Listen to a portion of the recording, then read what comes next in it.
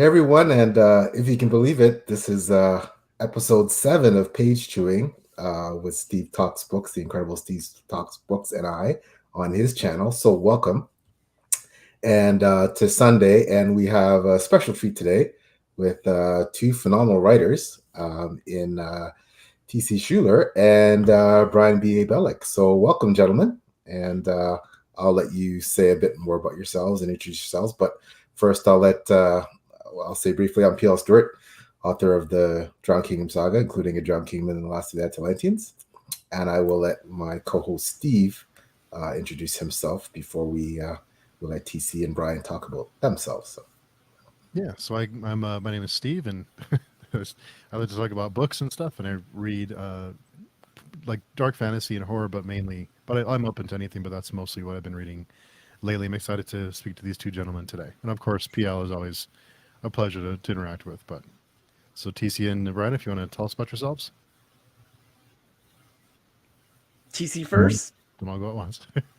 I think it might be frozen. Brian, you want to go first? Okay, I'll take it first. Yeah. So Brian B. Bellick, and I am the writer of 2 novels. My first book is Someone's Story. It's a young adult coming of age, and I wrote it when I was in a very tough spot in my life for work and things, and it's really raw and real, and many people have told me that like this is one of the most emotional books they've read. And I followed that up by switching it all up and going dystopian sci-fi horror that is off the walls crazy.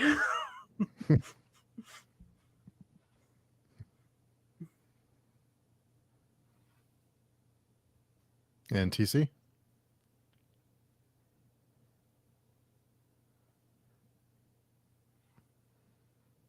I think he might be frozen on us again.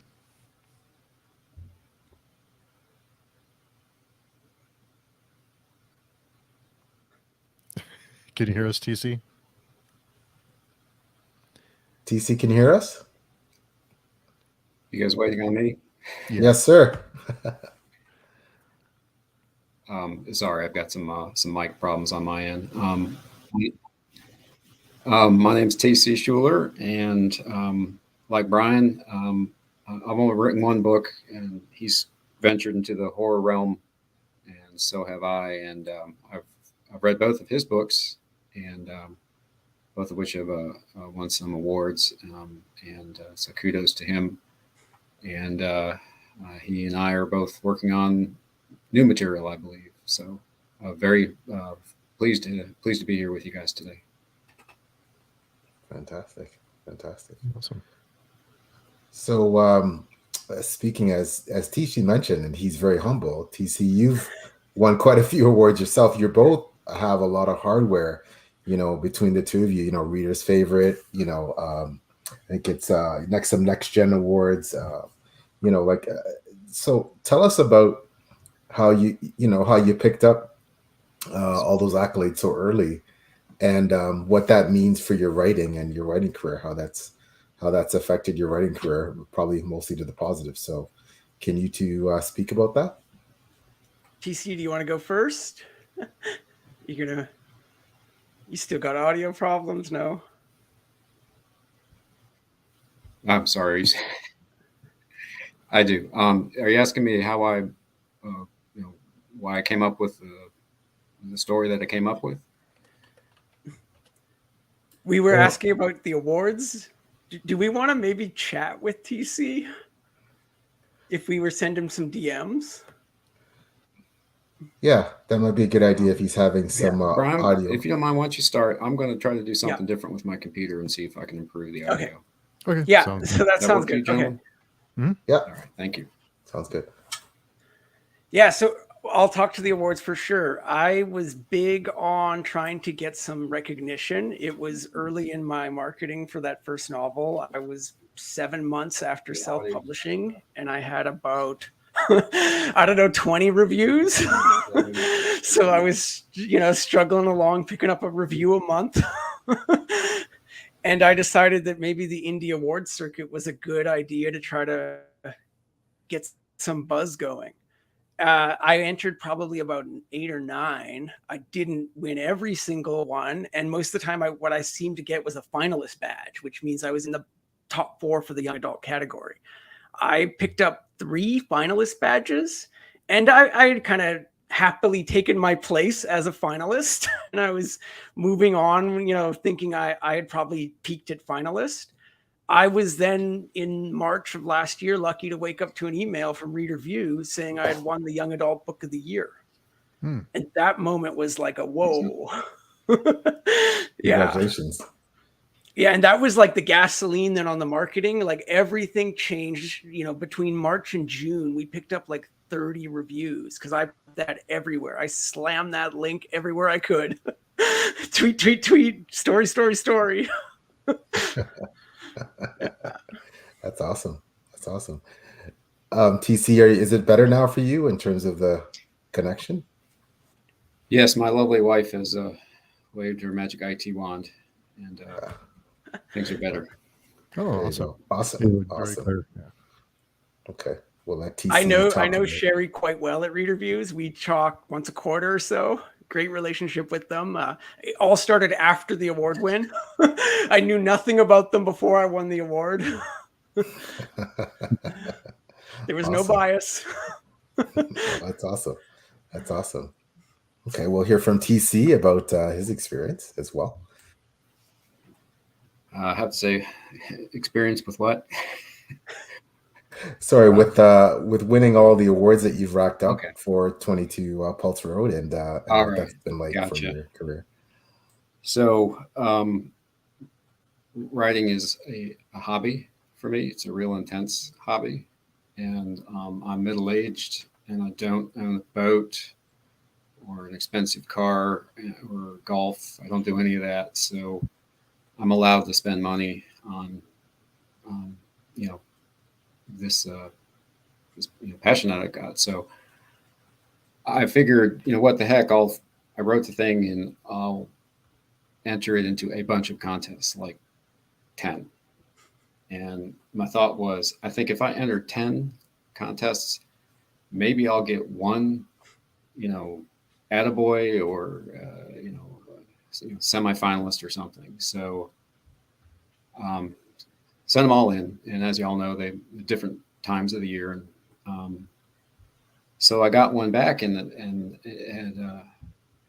said that I had I was a finalist for something. And I was so relieved. And then I thought, well, this is great. Well, very first thing I get back, I've gotten my goal. And then like the next 3, nothing. And it's just crickets. And I'm like, well, okay, my strategy still worked. And then I got a couple more, finalists. And then, reader views, which Brian mentioned. I've got one goal for that with the horror, which was, extremely gratifying. And congratulations. Yeah, they're good folks there. And actually, I know Sherry now as well. And review some books for them, which we can talk about later. But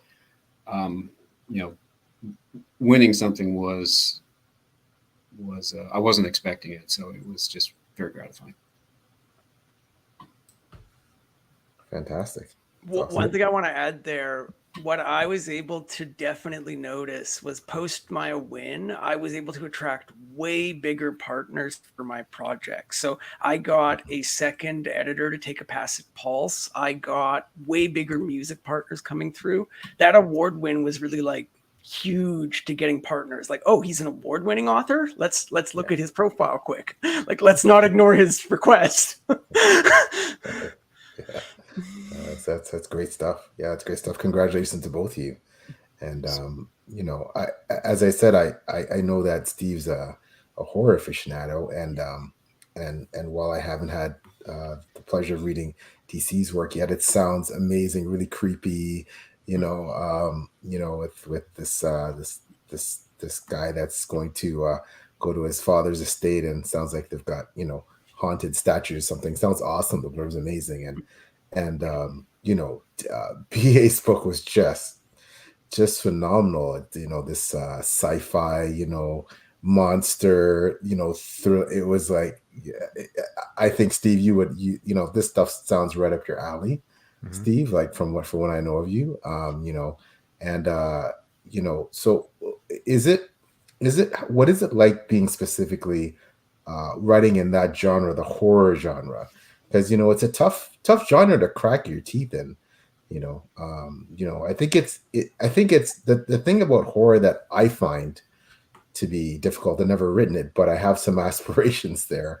That it is, and Steve will probably have some really salient comments to win about this. Is that like to actually build that tension and scare somebody, like to create that atmosphere where someone's like, oh my gosh, like they feel the little hair standing up in the back of their neck. I find that's a skill, right? So how did you, and again, I want Steve to win on a lot of this. How do you feel you acquire that skill, and what makes you want to write in that particular subgenre? I'll let TC go first. I'm not sure how to answer that without sounding creepy.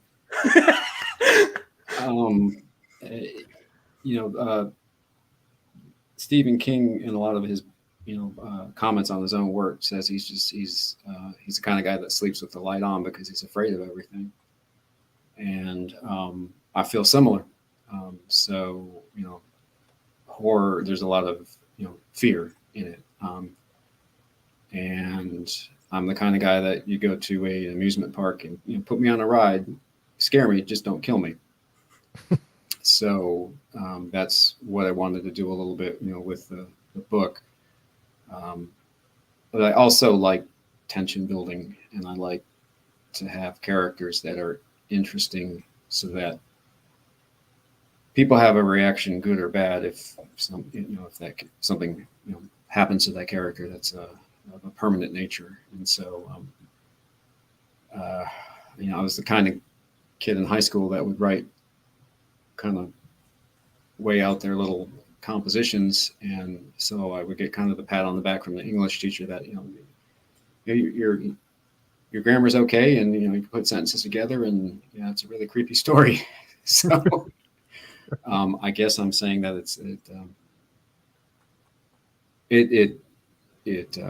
the genre, other genres appeal to me as well, but this one I just find fascinating.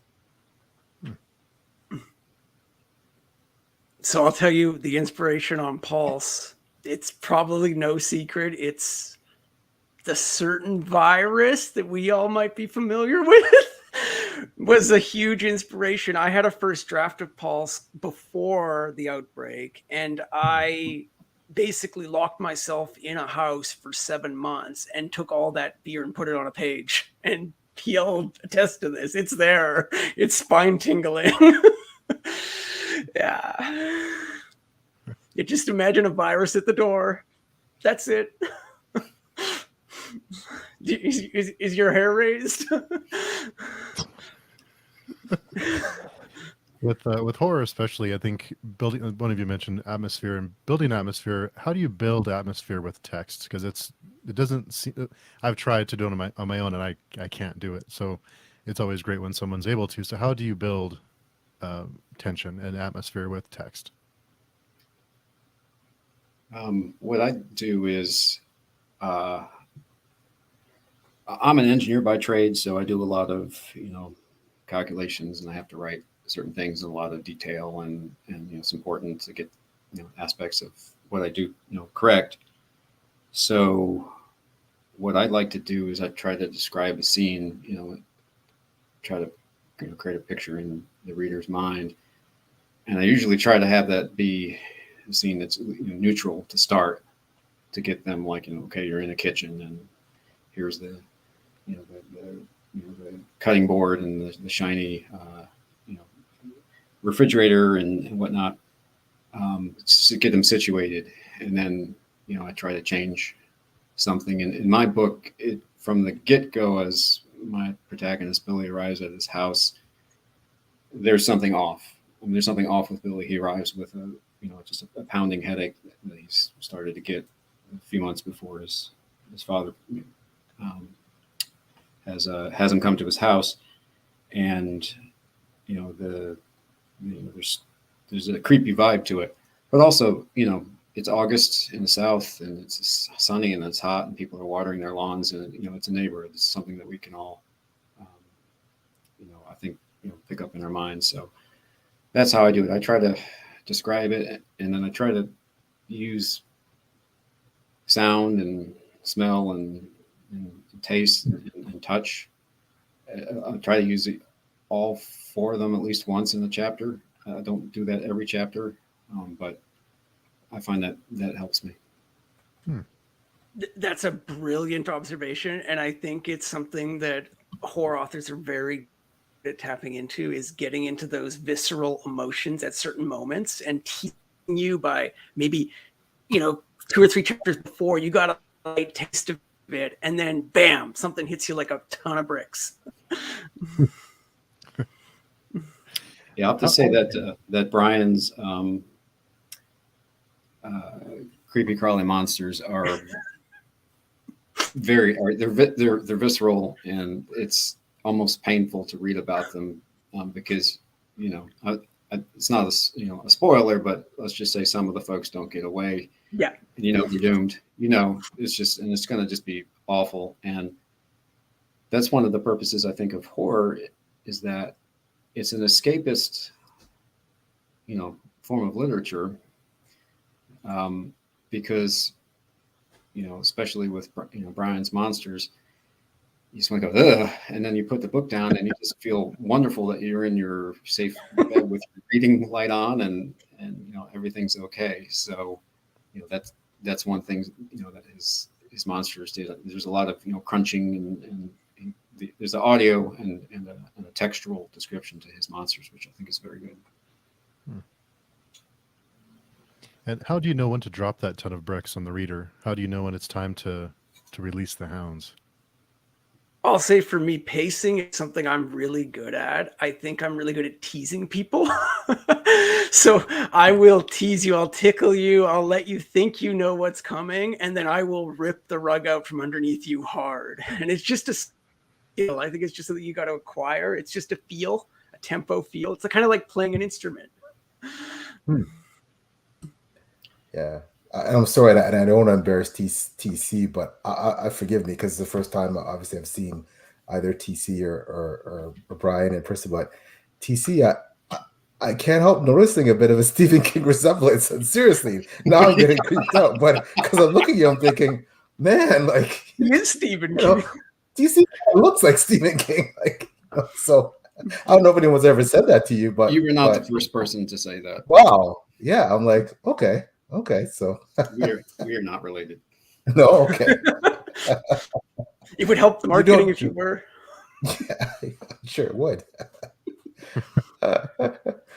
Yeah, I can definitely testify that Brian's book is just really creepy. Paul's is really creepy, and yeah, it is that, and I love that feeling. Steve and I have talked about this, about different books with different guests, that ability to make it's kind of that whether you call it the George R. R. Martin effect, different genre, obviously fancy, where no one is safe, and there's absolutely no certainty that anyone's going to make it out alive, is definitely how I felt about Pulse. Like I had no idea if anyone was going to survive at all. I was like, man, like, and then I'll say too that TC actually taps into that though in 22 Dutch Road. I read it myself not too long ago, and there are moments in there, no, they might all die. He's too. Yeah, and I can't wait to read 22 Dutch Road for that reason as well. And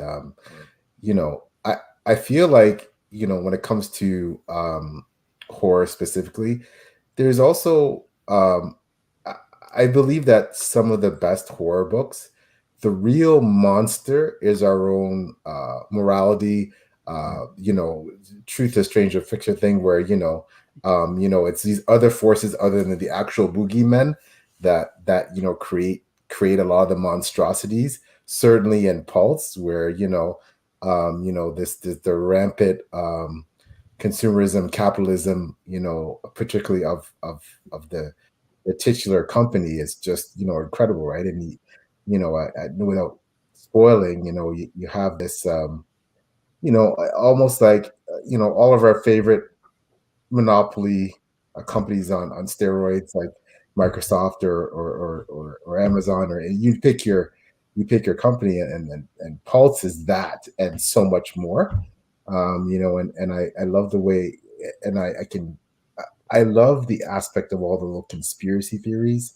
You play into all of our little conspiracy theories, and I think that in itself is very haunting. That's very horror-like. And I'm judging by the blurb on TC's book. A lot of it is playing into, and apparently there's a lot of POV characters in TC's book, as there are in Brian's.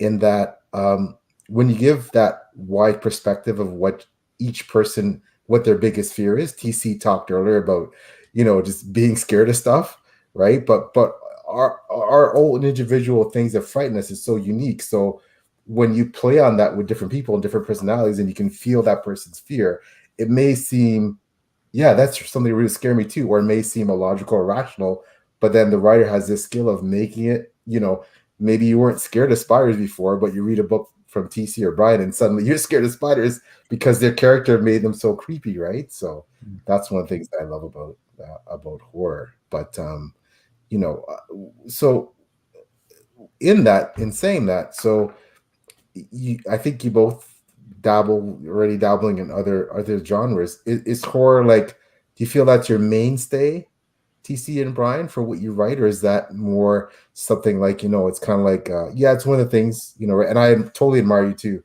multifaceted. I can only write fantasy, I think. I think I'm a lot more limited, but horror really fascinates me, and I'm planning to do something with that, like a fantasy horror thing. But is horror your main thing? I'm writing a second book, and I'm having trouble figuring out the genre, because it's not straight horror. Although there is in 22 Dutch Road, there is a supernatural element, and in the book I'm working on now, there is a small, depending on how you want to interpret it, it's based in the real world, and so it's not a horror book per se, but I like that universe, and I'm sure I'll spend some time there, and I've got a few more ideas. But I've also got some ideas for some books that are outside the genre. PL, I have to say, you've created an extremely expansive fantasy world, and you're going to have to stay in that genre, because I've only read your first book. There is so much in there. I just look at the maps in there, and I'm like, well, here's about 30 kingdoms he hasn't talked about yet. And so I think you're going to have to, just for the happiness of your readers alone, spend some time in that genre to work out those stories. But I enjoy horror. I mean, probably 60% of what I read is in the horror genre. So, Brian, your thoughts? Yeah, so for me, I look at my genres as a bit of a wave. I like to market myself wide. So like I write wide, I market myself wide. And I am not afraid to just pick up a new genre and add it to the mix, like put it in the blender and see what comes out. And so I'm calling the Pulse sequel science fantasy. It's still got the horror in it. It's still there. There's still creatures. There's still things. There's a lot more science fantasy going on. So it's like we're in the year 2040 and things are weird. And I get into the weird even more in the next book. And TC, what horror books have you read lately? What have you been reading? Well, actually, I've been reading a lot of other writers' books, like, to plug Brian, there's his two books. To plug PL, there's his book. One of them. And probably the last horror book I read was Thunder, Arizona, which won the gold for horror from reader views in this most recent cycle. So I'm like, well, I want to be supportive, and see what the folks are writing. And then I hate to admit this, but I like just trashy zombie horror, and I won't even go into the list of things that I'll read there. That's actually what got me interested in writing. Was one day I was reading one of those books, which I love and I'm very forgiving, but the book was written poorly, and frustratingly so, and grammatical stuff, and it just, and I looked at it and I said, I can write better than this. And then began the journey to write the first book, where many times I decided maybe I can't write better than this other book, and I often had to say to myself, Tim, believe in your book, believe in the book, and then you got to finish it before anyone can even give them their 2 cents on it. So that's what I did, and that's what got me there. And Ryan Morris is here. He says, nice to listen to you guys. Thanks for being great examples for indie authors and supporting other indies. Right on. There you go, bud. Oh, there you go. Yeah, there he is. This never happened. There's Ryan's book. Awesome. Which That's I a good one, read it. for sure. I recently read it and reviewed it, and really enjoyed it, and gave it 5 stars. It's awesome. It was a very enjoyable, cerebral read. He uses second person in that novel. I have never seen a second person novel before that. It really took me a bit. But once you get used to that perspective, it makes you want to ride itself. It's a little like My Someone story, and there's a bit of a twisty-turny special perspective going on. And Brian, you did have a raffle going on now, right? Correct. Yeah. So I am celebrating my 2-year anniversary of publishing, April 12th, 2020. And just celebrate that. So that was the day I hit Amazon for the first time, and I sold 0 books. I don't know. I might have sold 2 or 3. But that was the first day it hit the internet. And to celebrate that 2-year anniversary, I put together a nice draw. I'm giving away signed copies as well as $50 on Amazon, which is the nugget to get people in, because my signed copies, yeah. But $50 gets people to show up. It's like a door prize, a signed copy, and there's $50. But the raffle's on my website. You just go to babellick.com/links. It's the first thing you see. It's pretty easy to do. You put your email address in. There's 8-9 tasks to do. They're all related to the various indie things I do. So one of them, for instance, is watching this podcast gets you a ticket. Oh, cool. Oh, awesome. That's great. Yeah. And it is, that link is also below in the description too. So awesome. Anyone wanted to enter. Yeah. Yeah. And it's going until May, I think 3rd, May 2nd, 3rd. It's in the raffle. When you click the link, it tells you when it ends. It's about a week from now. Awesome. Everybody check that out and enter the raffle. Yeah, for sure. I think the signed copies are a lot cooler than a $50 Amazon gift card. But yeah, I'd rather have a signed copy than a gift card. But I think I like to get both markets. I don't want to only have books, because then some people ignore it. And if I only have money, some of the book people ignore it. I get both markets this way. Yeah, you two are also incredibly talented, obviously, outside of writing. TC, you're an engineer. I mean, wow. Hats off to you. And Brian, I don't know if there's anything you don't do. I mean, you're a musician. You're incredibly, like, I am notoriously challenged when it comes to technology. And you're talking to Brian today on Instagram. You're saying something about one of the things to aid with Instagram. I think it was Canva. And I'm like, what is that? I have no idea. But he's so good with that stuff. He makes amazing content. Brian does reviews as well on authors and posts them on YouTube. In fact, phenomenal graphics and all that stuff. And for TC and Brian, what are, these are just some things I'm mentioning. what else do you do outside of writing? I know TC, you said, typically you don't have a lot of hobbies. I think I'm the same. Like writing is all I have time for beside my regular job. But what are some of the things besides writing and reading that you tend to get involved in or have in the past? The engineering that I do is natural resources related. So I do a lot of wetland restoration work and stream restoration work. And so my license plate says more frogs. So that's kind of, I love to, romp around in the woods and hopefully get paid for it. And then,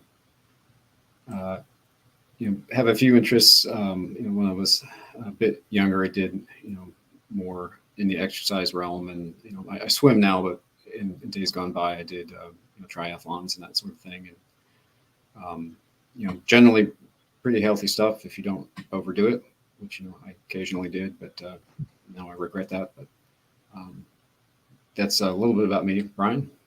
Yeah, so I have an interesting background, as you may have picked up. I went to business school at 18 years old, like right out of high school, right into business school, graduated a few years later, worked 10 years, really like it. Transitioned over, went to film school, graduated there. There's no money really in film school. So I made this weird eclectic mix of skills. And the whole time I've also been really good at picking up technology. So in my business administration jobs, I've always been the system guy at every job. I'm the system guy. Go talk to Brian. He's the system guy. Well, writing isn't so different. Making music isn't so different. You're just a system guy on a different platform. So it's using tools like Instagram, Twitter, Canva for the music. We're using things like DistroKid and using editing software and partners. And I use Score Cloud and things like that, make the rough drafts of the songs. And although I don't have a ton of musical talents, I have enough to communicate to the right people. So I can use these tools to communicate my ideas to people way more talented than me. Oh, that's fascinating. Did you design your book covers too? I did not. I work in a large company that has a marketing department, and I've got some friends in the marketing department. And one day I went to one of my friends and I said, "Hey, Rob, how do you feel about drawing up a cover for me?"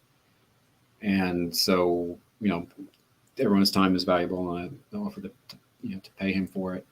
And kind of like Brian, Rob is a whiz at the visual element of it. So I described what I wanted, but I've been working with Rob for a while. So I drew a map of the house, and I said, this statue is here. And I grabbed some images off the internet, and I described there's a king statue. There's a big kahuna that's larger than the other ones, and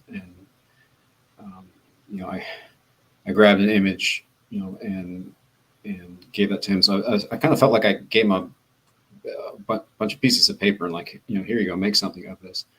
And he says, "Do you mind if I draw it in the nighttime during the rain?" And I'm like, "I can't draw, two straight lines, so you can do do whatever you want."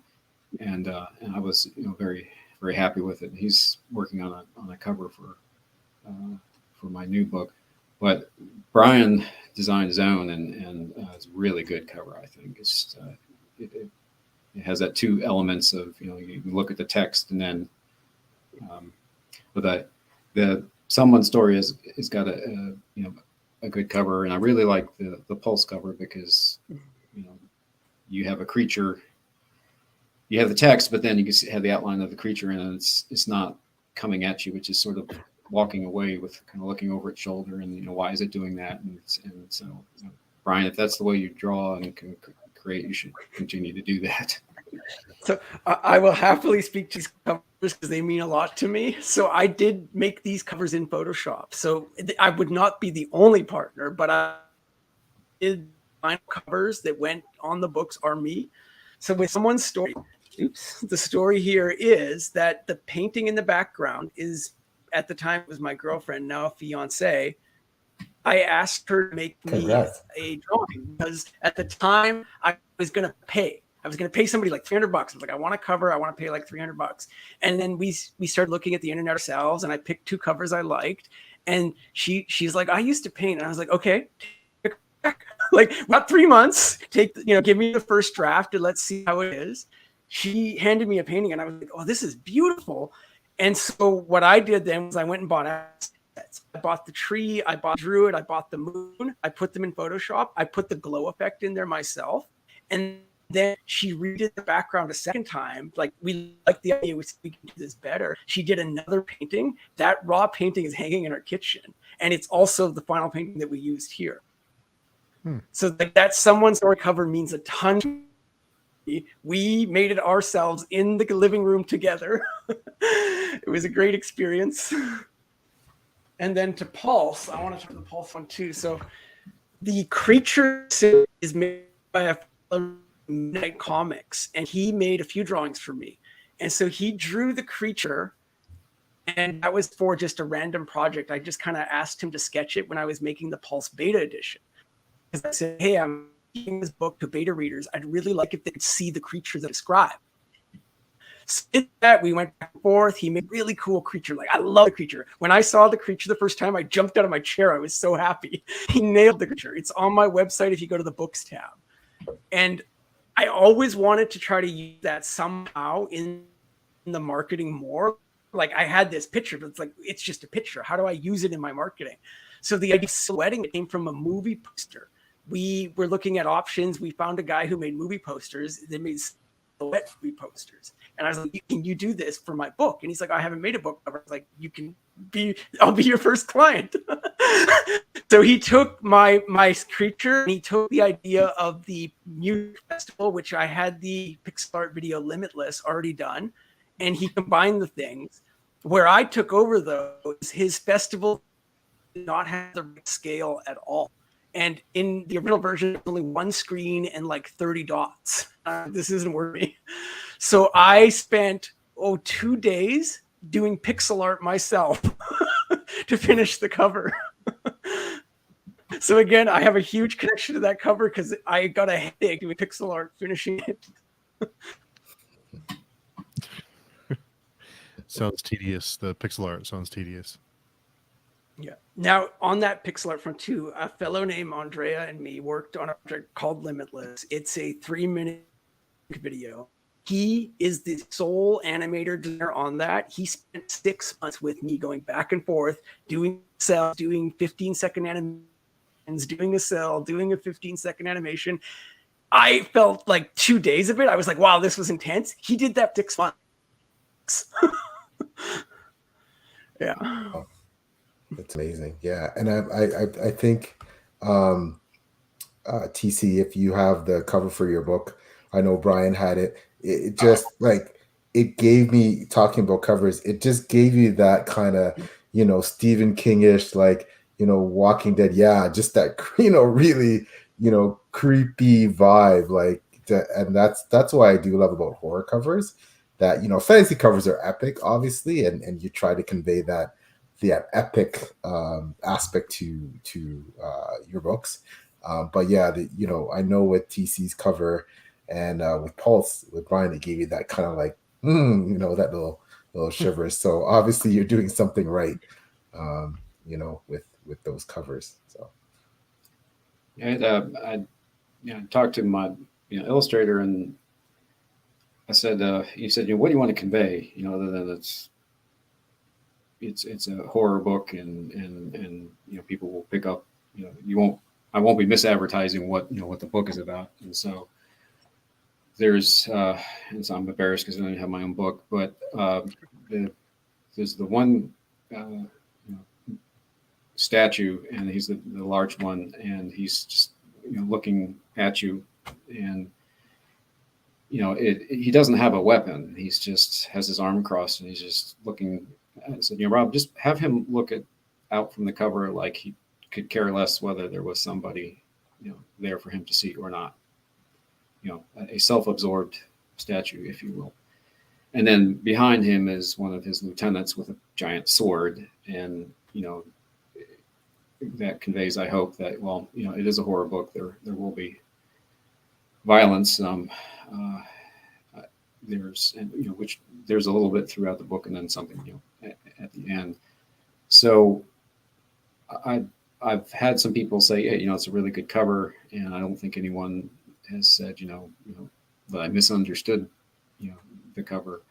And so I have to give it up to Rob. He just did a great job. And I actually, asked him to do some sketches or some of the scenes in the book after I wrote it, and I posted a few on Instagram and gave a few to Brian, who's actually helped me with some publicity. And it's just flattering because, I wrote a scene, and this is him reading the book and drawing what he, read, and so he's done a number of them for me, and I think they're all very good. There's one, just a fantastic one, where there's a character and he's slipping in the rain and he's shooting at a gun at some statues in the rain, and just the way that the back of the head of the guy it was drawn, and anyway, I'm just very lucky working with him, and so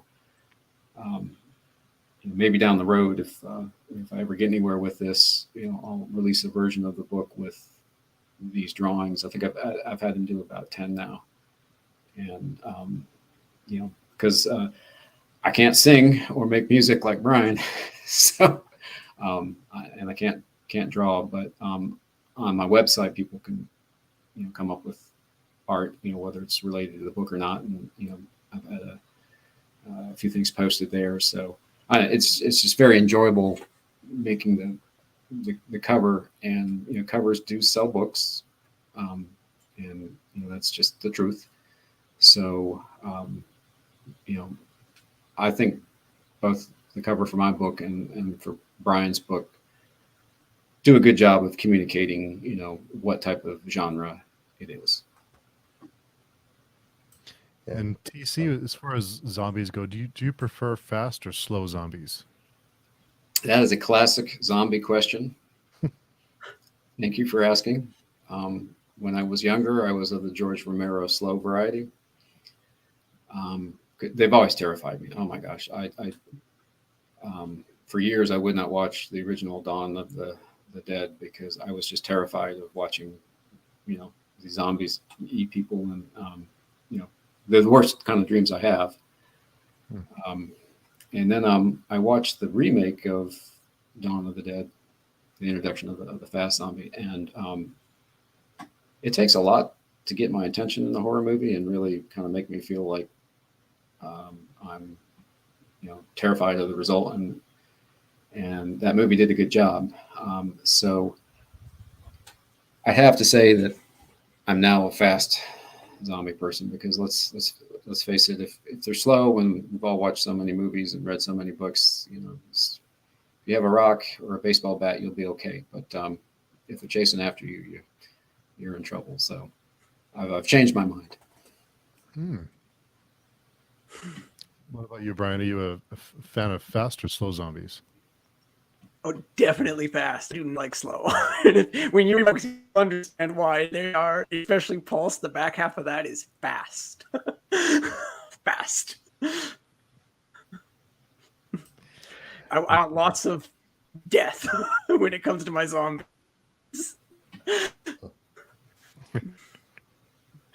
And May is Zombie Awareness Month, so it's important. Oh. That is awareness month. That's awesome. Yeah, be good to zombies in May. Okay.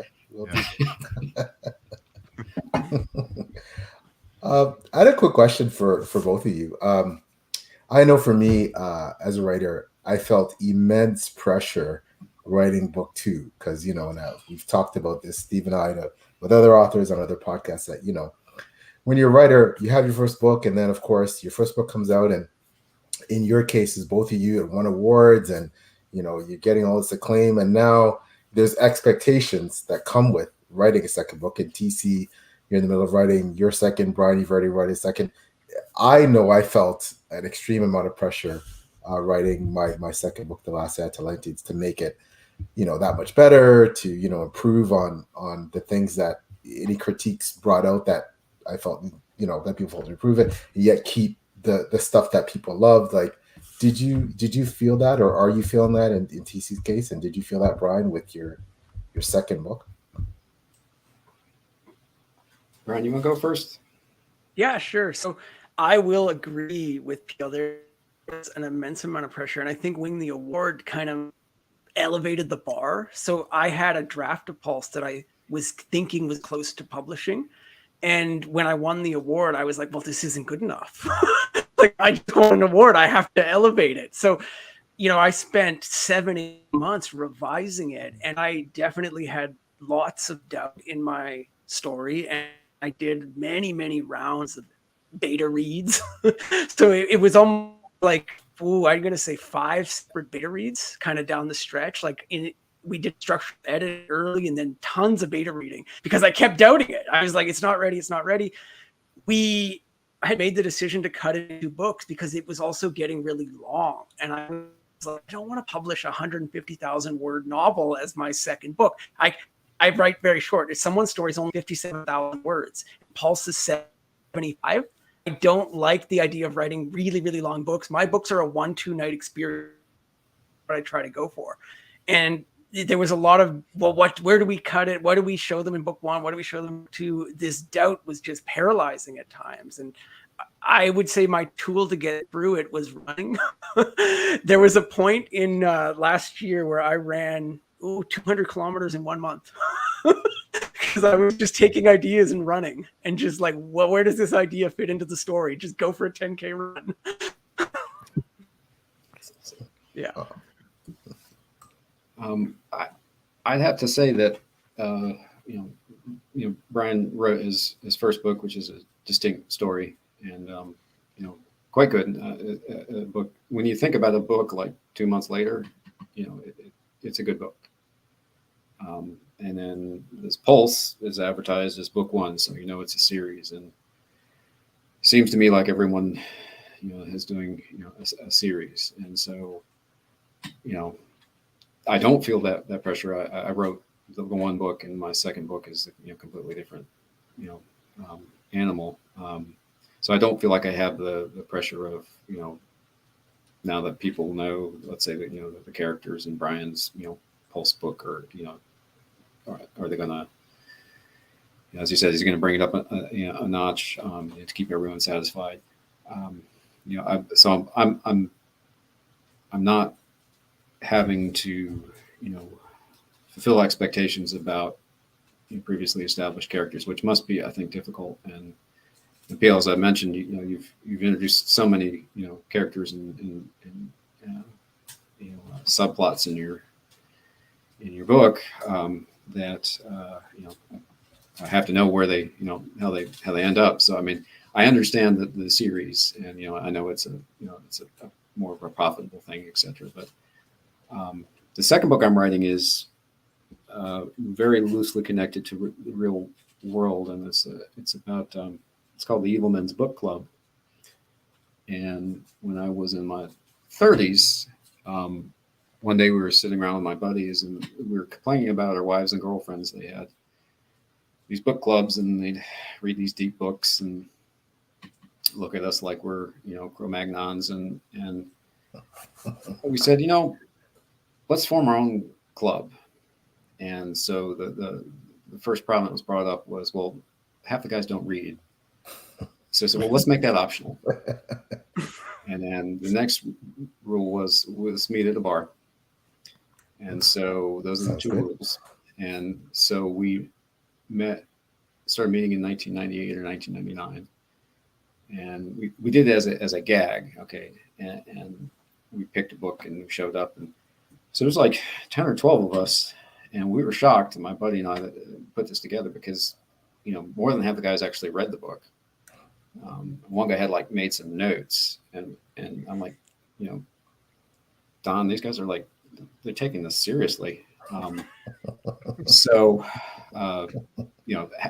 seriously meaning, they've read the book and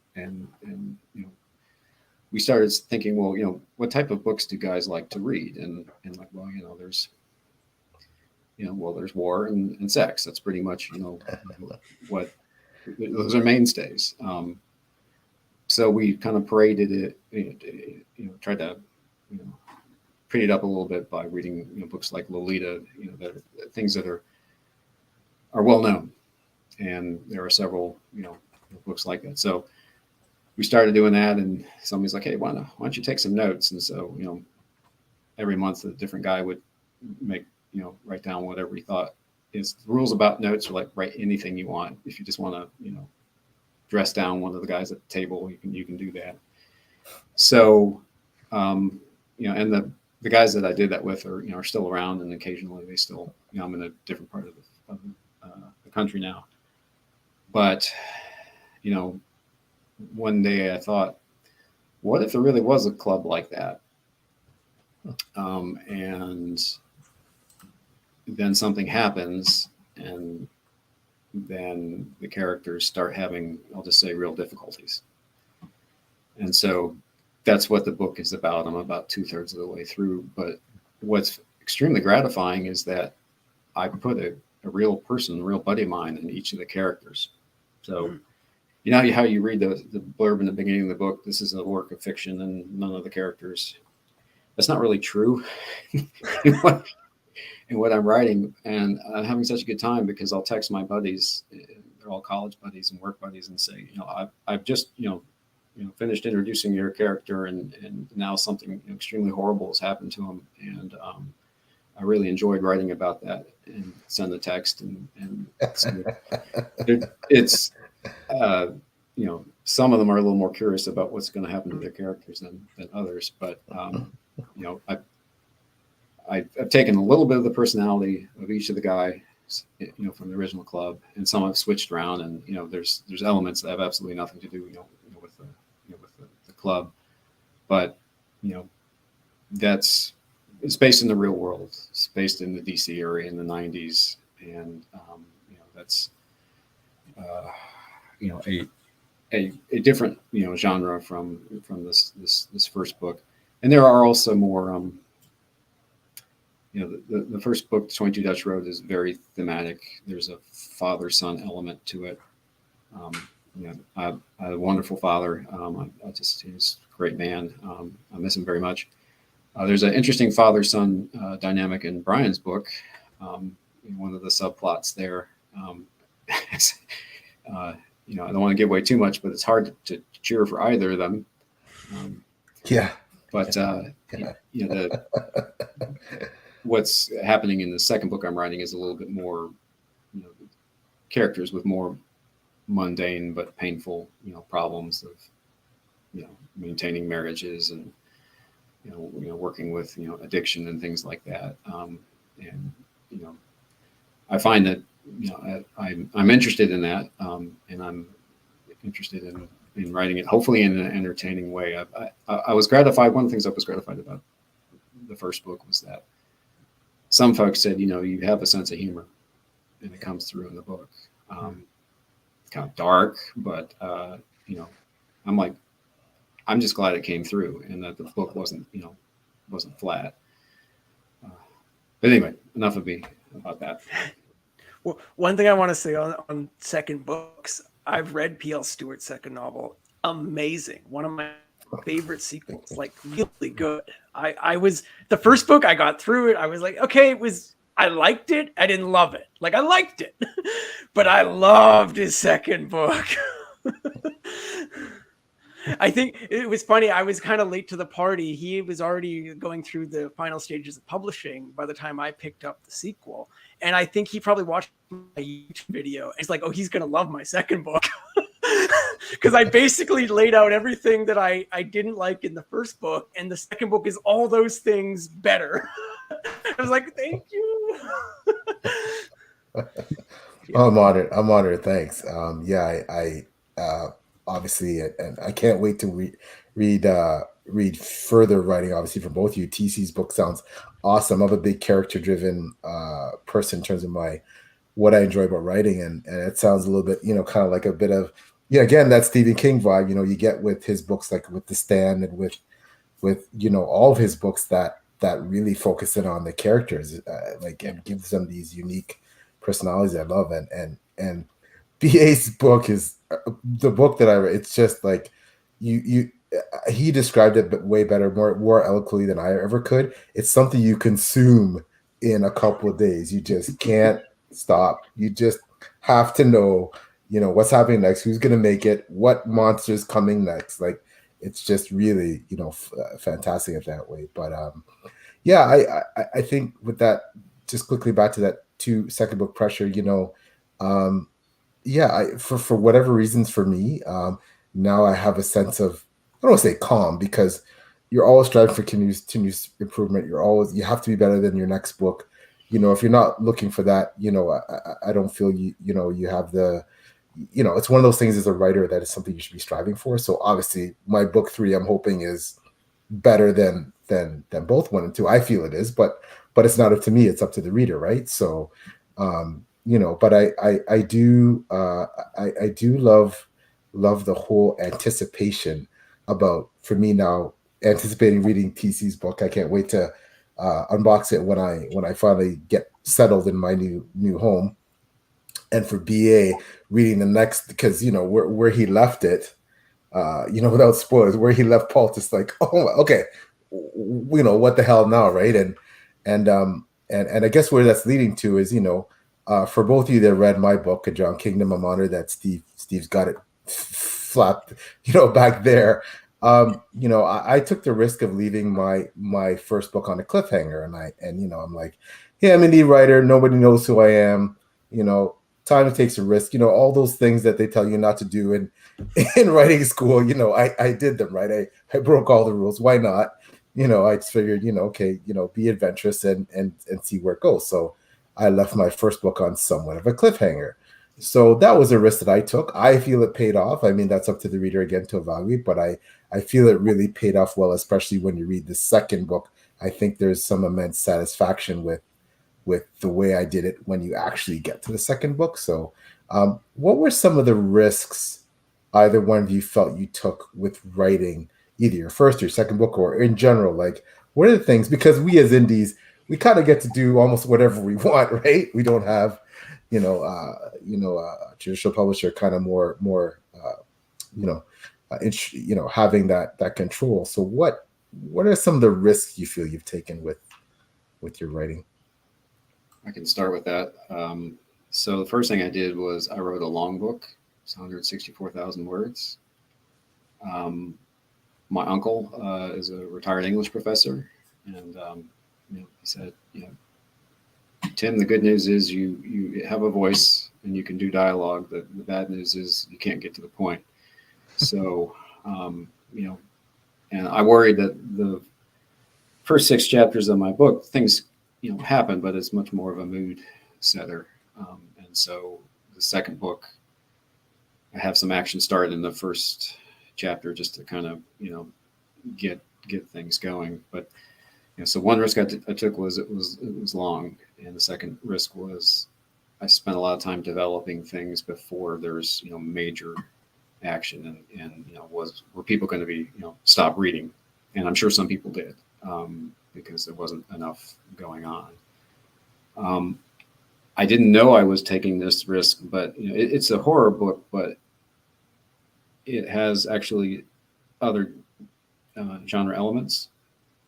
There's a small bit of science fiction. And so I didn't know that that's a dangerous thing to do, to mix genres. Mm-hmm. And now that I, just say it out loud, it's a terrible idea. But so I'm glad that I didn't know that, because that would have given me something additional to worry about. And then one of the risks I took was I started writing the characters, and I had in my mind who were the good guys and who weren't. And one of the thrills of writing is that I'm discovering it. I'm the first person to discover what my characters are doing.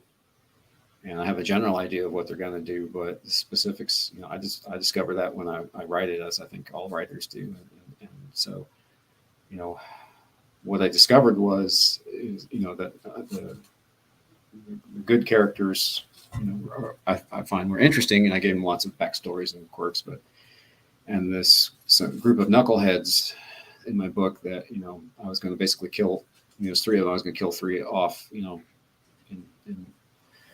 the world's not going to care and they're going to deserve it, etc. And I started developing their backstories, and I'm like, my one character in particular, I'm like, I really don't like him at all. He's detestable. As a human being, and I modeled this guy after somebody I knew in high school, and I said, but he's so interesting. I can't kill him. And so, did I kill the right people? And was the body count too high or too low? And then I think I did okay, and it was amazing when people said, there's a dog in my story, and the dog is in peril. And I will not say what happens to the dog, but again, my uncle said, I gave him half of my book, the first half to read. And he said to me, nephew, don't you dare kill that dog. And I'm like, okay, I'll consider that. And so one of the major characters in the book, is, meets his demise. And I had people mad at me. Like, I can't believe you killed that guy. I really liked him. And I'm like, I can't believe you cared enough. It's just like, I'm, the fact that you read the book in the first place and you cared that, some fictitious guy I created out of my mind, that, I chose in my little godly way to eliminate, anyways, I was just surprised that happened and pleased. I didn't think that I would have that effect on anybody. So anyways, Brian, your turn. Yeah, I will say too, I remember messaging you and I was like, oh, I love this dog. And then I think I messaged you around the midway point. Dude, you better not kill the dog. Because I often do that. And I did this with PL Stuart too. I usually, because I have an inside line to these authors, I will often DM them mid-read and be like, oh, I'm on chapter 18. I love this part, like favorite part of the book so far. I do that all the time. And so I did that with TC, I did that with PL, but yeah. So my biggest risk, and you will know, having seen my book, I write with screenplay formatting. And many people will pick up a book and be like, what the heck is this? The dialogue is not tagged. It's not formatted. I'm basically pulling film school dialogue and throwing it in my manuscripts, which is so unconventional. I've only seen it a few times. The author of The Perks of Being a Wallflower, he did it in his second novel, Imaginary Friend. That's one of the only other mainstream books I've seen do it. It's just not a common thing. So basically published screenplays. It's a risk for sure. And our friend Lana from Laura Lullabies is here. Oh, Lana, she is so amazing. She's so amazing. Mixing genres is actually one of my favorite things that indies do. I feel like this is becoming more popular, and thank goodness, it makes them so interesting. Yeah, I think, as you know, for both of you have read my books, I've been very much blamed for doing that, mixing literary fantasy with high fantasy and epic fantasy, and of course, with the themes that I talk about. And to TC's point, having an unlikable protagonist that's first person, that that in itself is probably one of the biggest things. That I remember reading an article by a top traditionally published executive that said, we can't sell unlikable characters. There's been lots of books that I've read with great unlikable protagonists that work, but in general, I think it's something that the traditional field tends to shy away from. But actually, it's funny. I just wrote a blog I'm touring a Drowned Kingdom right now with the Awesome Escapist book tours, and one of the bloggers, Sue Baby, she's amazing. Asked me to write an article about writing unlikable characters, and it's so fun. It's so fun. Like I love when people send me emails and DMs saying, I hate authoring, but I want to know what happens to him. I hate him, but I want to, oh, there's some good in him. And every time he starts doing something good, then he does something else to piss me off and I hate him. And that's they're interesting, right? But yeah, those are some of the risks we get to take as I think indie authors that makes being an indie worthwhile, to just be so, non-traditional and so unorthodox in some of the things that we do. And I love it. Steve, I don't know if that's one of the things that you appreciate about indie writing, that, it's so out there sometimes, but in a good way, I think. Yeah, so those are my favorite. That's why I read mostly indies, because they take chances that traditional published books usually won't take. One of my fears as an author is if I was to get lucky and get successful, you get that too many cooks in the kitchen. And I'm worried that, I've written my 3 books, like Paul's sequel's almost done early draft. All me, like me and the team I picked on the book.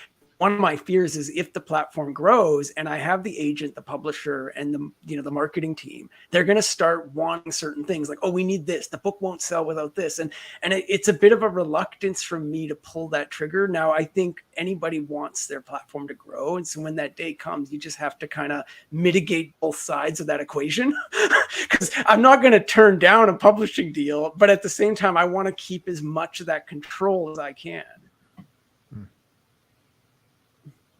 How do you feel about that, TC, in terms of, Well, I'm not too worried about problems I don't have, like like a publisher telling me, Tim, you have to change this.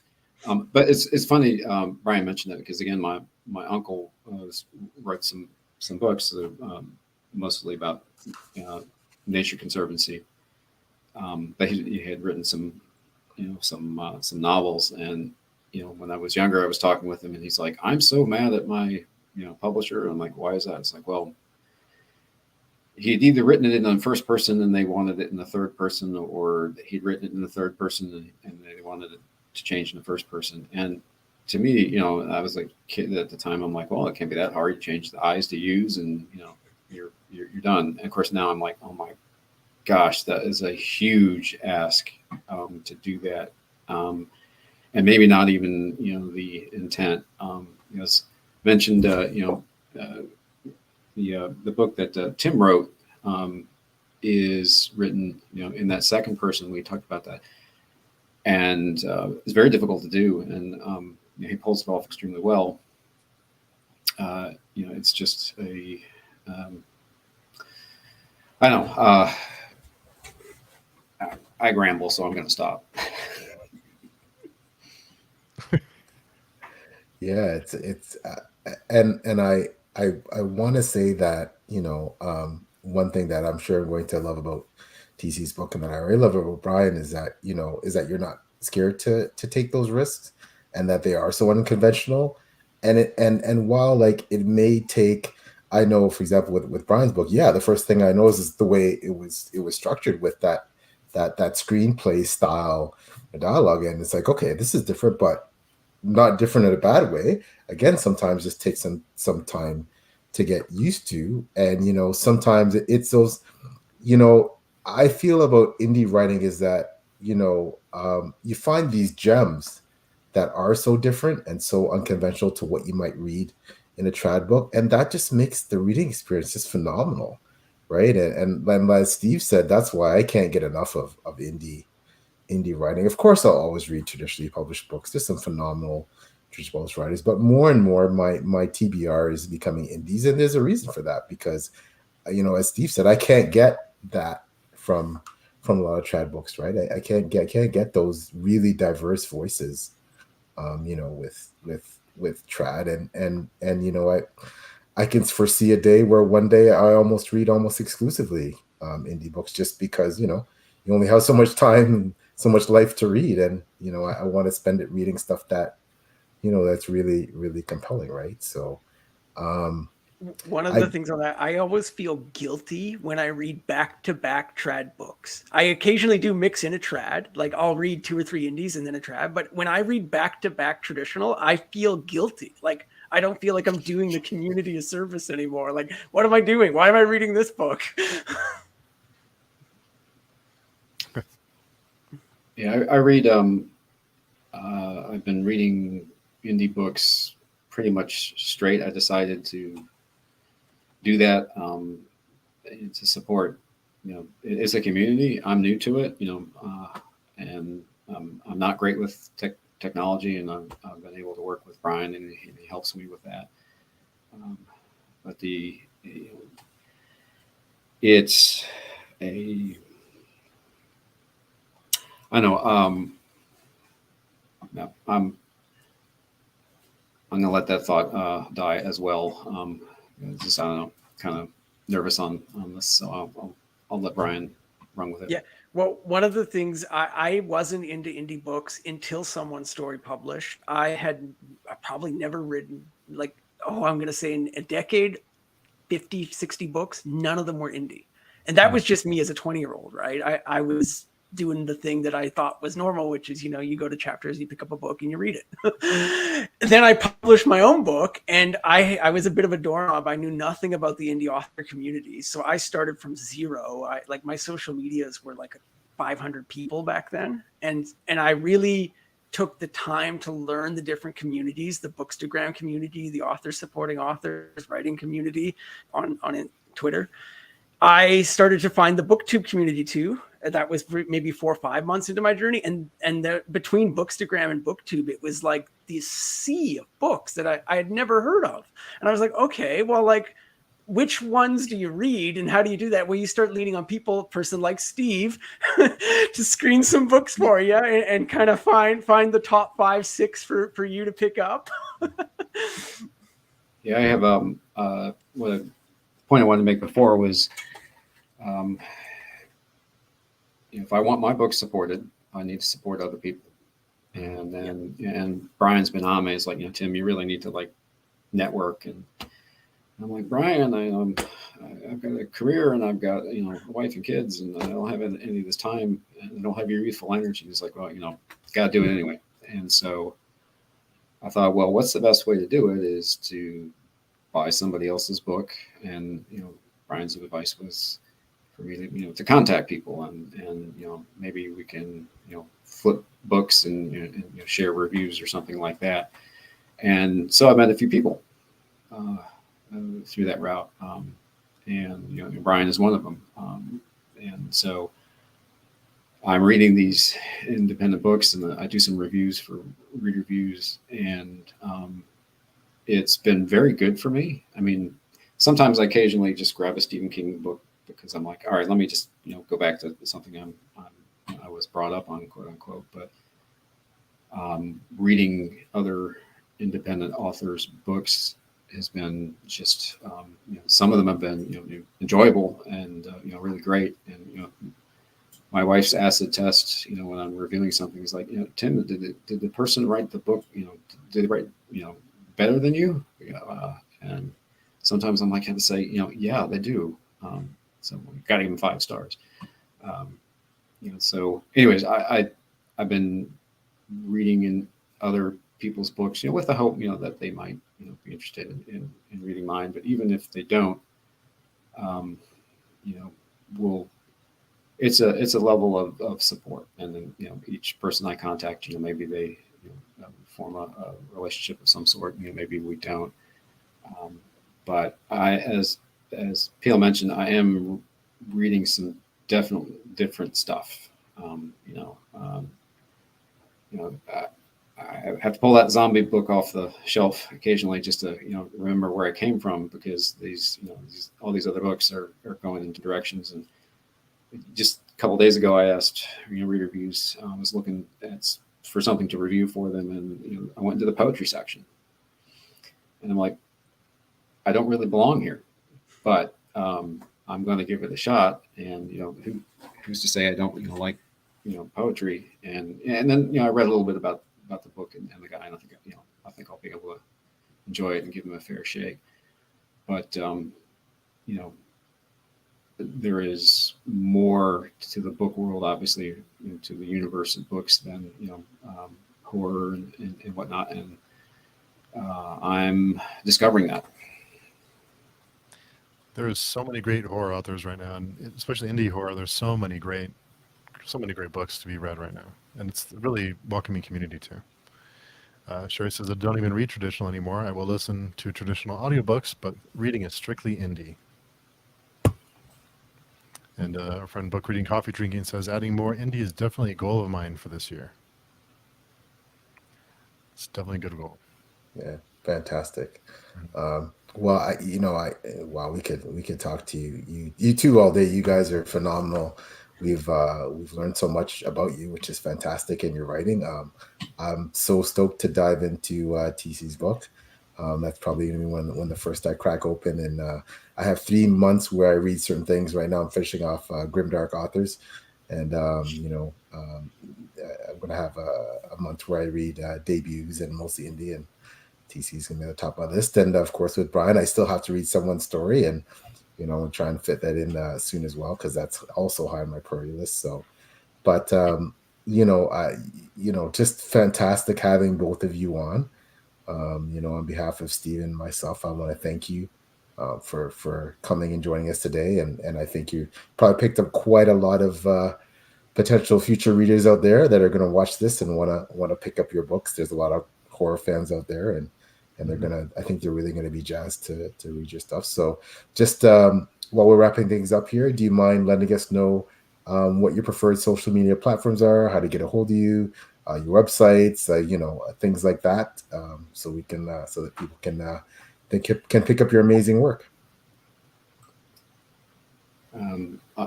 I just have a website, which is just my initials and last name, so tcschueler.com, and that's a good way to get a hold of me and know about my books.